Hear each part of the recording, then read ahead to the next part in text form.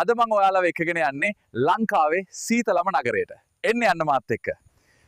මේ නගරයට දහස් ගණන් ජනතාව දිනපතා එනවා. මේ නගරේ තියෙන ලස්සන නිසා.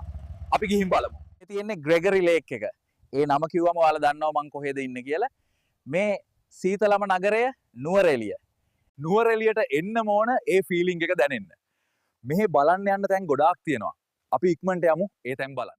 හිතේ එකක් කියන හුඟක් දේවල් ඇස් පියන් මට කියන්න නුඹයි හිටියේ මගේ තනියට මගේ කියලා දැනෙන්න.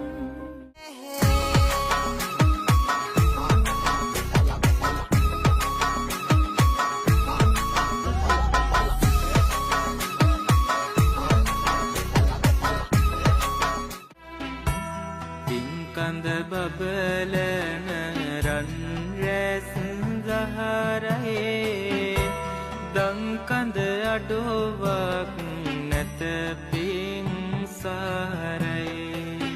Sorry guys, අද වැඩි ඇවිදින්න උන්නේ නැහැ. මම දැන් යනවා බුකින් හම්බ වෙන්න. බුකින්ගේ විස්තර මම පස්සේ කියන්නම්. එහෙනම් see you guys.